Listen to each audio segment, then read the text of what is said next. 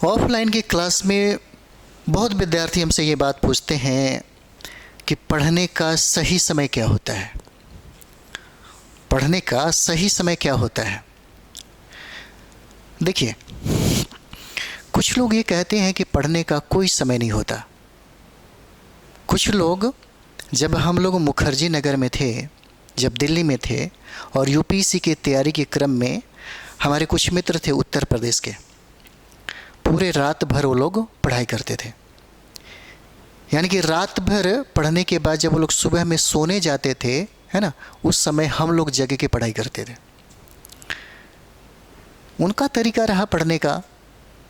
कुछ लोग सुबह में उठ कर के पढ़ना चाहते हैं, कुछ लोग दोपहर में पढ़ना पसंद करते हैं, कुछ लोग शाम को पढ़ना पसंद करते हैं, कुछ लोग रात को पसंद करते हैं। ये बात तो सही है, लेकिन ये भी बात सही है कि पढ़ने का एक सही समय होता है। आप उन लोगों का इंटरव्यू पढ़िएगा, उन लोगों का जीवन परिचय पढ़िएगा जो बहुत ही काबिल इंसान है, जो सफल हैं। उनके जीवन का जीने का जो सलीका था, जीवन शैली थी, वो कैसा था। बहुत सारे विद्यार्थी हैं जो अक्षय कुमार के लाइफ स्टाइल के बारे में जानते हैं। वो 3 बजे 4 बजे 2 बजे इस तरह से वो जग जाते हैं सुबह में ही, और ये रोज का आदत है। एकदम बंदा इतना उम्र होने के बाद भी एकदम यंग है ना। बहुत ऐसे यूरोप में ऐसे भी बड़े बड़े विद्वान हैं, बड़े बड़े लोग हैं जिन्होंने आदत डाली है सुबह में जगने का। छोड़िए दुनिया की बातें, जब आप छोटे रहे होंगे तो आपके माता पिता कहते होंगे कि बच्चा सुबह में जगो, और सुबह में आपको जगाते होंगे, है ना, 4 बजे भोर में, 5 बजे भोर में, छोटे बच्चे में, और बोलते होंगे कि इस समय पढ़ना। इस समय पढ़ने से एकाग्रता जो है ना, एकाग्रता आती है, पूरी दुनिया शांत रहती है। सुबह में सबसे ज़्यादा शांति का माहौल आपको मिलेगा, रात को ज़्यादा वैसा नहीं दिखता है। मन एकाग्र होना बहुत ज़रूरी है।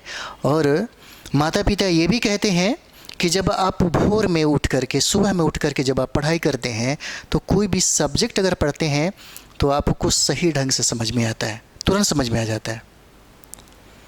बाहरी कोई भी तनाव नहीं रहता, क्योंकि आप 6 घंटा सोने के बाद जब जगते हैं तो भरपूर एनर्जी से भरपूर होते हैं।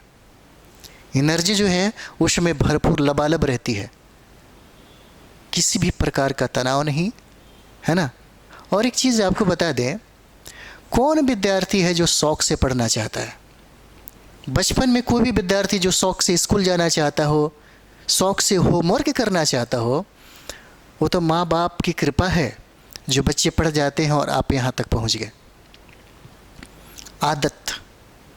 आदत बनानी पड़ती है ना। आदत क्या होता है, लोग कहता है कि लव कुछ नहीं होता, लव अब जो है कुछ भी नहीं होता, लव इज़ हैबिट। लव क्या है, एक आदत है।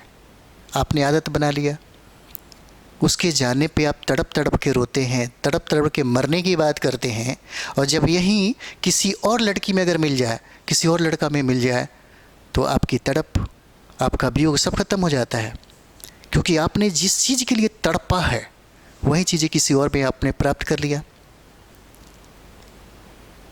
आदत, अगर आपने आदत डाला 4 बजे रोज़ सुबह उठने का, है ना, 3 बजे सुबह में उठने का, गर्म पानी किए, 1 गिलास पानी पीजिए, है ना, ज़्यादा से ज़्यादा बिस्किट वगैरह खाइए, चाय वगैरह पीजिए, फिर बैठ जाइए 3-4 घंटा, इतना काफ़ी है आपके लिए। एक बार की बात है, हम लोग मुखर्जी नगर बत्रा सिनेमा के सामने ही रहते थे। अगर आप लोग, बहुत ऐसे विद्यार्थी हैं जो जानते होंगे, मेरठ वाला एक गली है, तो हम लोग वहीं पे रहते थे। तो हमारे कुछ मित्र थे जो ऑलरेडी महाराष्ट्र में इनकम टैक्स ऑफिसर बन गए। तो रात में क्या करते थे कि ये लोग सिगरेट, है ना, और मट्ठी और चाय, ये आदत लगा दिया था उन लोगों ने। इसके बिना वो पढ़ ही नहीं सकते। विदाउट सिगरेट का चाय का पी ही नहीं, मतलब समझिए कि बिना पिए हुए वो बैठ ही नहीं सकते, एक पेज भी। वो लोग बोलते थे मेरे दिमाग में घुसता ही नहीं है। और एक मेरे मित्र थे, मतलब यूनिवर्सिटी टॉपर थे वो, दिल्ली यूनिवर्सिटी टॉपर थे, और पियक्कड़ नंबर 1 हम, मतलब इसी बात पे हमारी लड़ाई हो जाती थी, है ना। वो बोलते थे कि जब तक हम पीते नहीं है ना, और पीने के बाद सच कहे तो पूरा इतिहास एक रात में वो समझा देता था, पूरा इतिहास बैठा के पढ़ा देता था। एक बार की बात है कि हम पहली बार बीपीएससी का एग्ज़ाम देने हम पटना आ रहे थे। मेरा सेंटर आरा में था, और हमारे साथ वो दोनों मित्र थे। एक ऐसे दोनों लोग दारू वारू बहुत ज़्यादा पीते थे। तो क्या हुआ कि हम लोग ट्रेन में करंट अफेयर्स, है ना, और बिहार स्पेशल, 2 चीज़ें, करंट अफेयर्स और बिहार स्पेशल, वो दोनों हम लोगों ने ख़रीदा, और हम लोग दिल्ली ट्रेन पकड़ लिया। उन्होंने कहा कि हम जो पढ़ के तुमको देते हैं वहीं पढ़ना, उससे ज़्यादा पढ़ेगा तो सब गड़बड़ हो जाएगा। और सच में वो सीनियर थे, बड़ा रिस्पेक्ट हम करते थे, भैया भैया बोलते थे।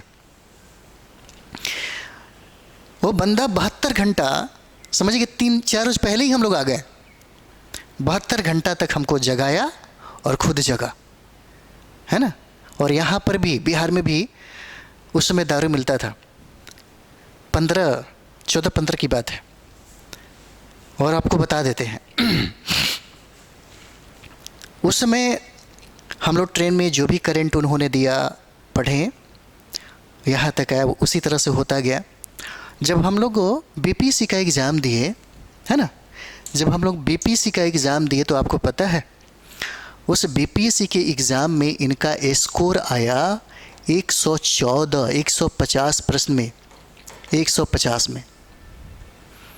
और करंट मतलब समझिए कि 80% वो लड़ा दिए।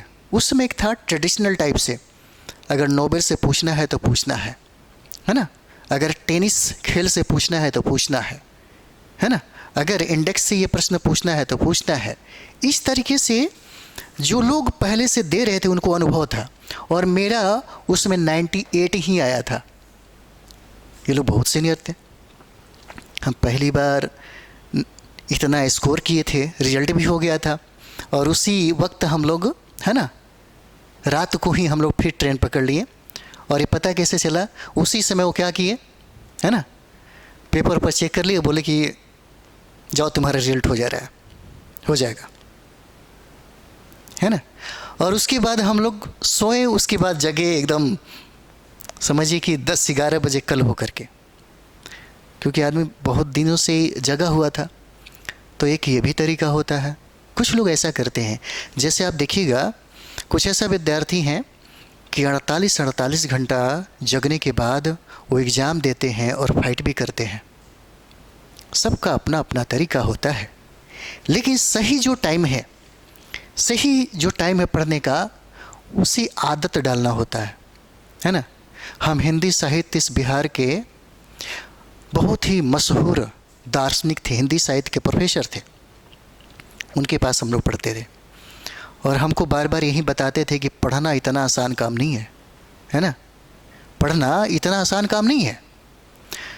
तो ये बातें भले उस समय हमें अजीब लगा हो, लेकिन बाद में ये बात समझ में आ गया कि सच में हमारे जो गुरु थे हिंदी साहित्य के, ये बात सही बोल रहे थे।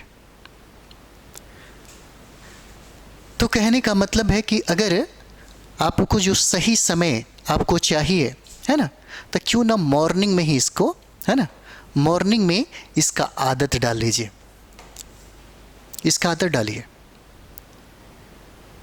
और कम से कम जब मॉर्निंग में जगिए तो 5 घंटा का शेड्यूल बना लीजिए कि 5 घंटा लगातार हम सुबह में आप उतना कर सकते हैं। इसलिए कर सकते हैं क्योंकि आपके पास एकाग्रता होती है, आपके पास एनर्जी होता है। और 5 बजे 4 बजे सुबह में कौन आपको डिस्टर्ब करने आएगा, कोई डिस्टर्ब करने नहीं आएगा, है ना।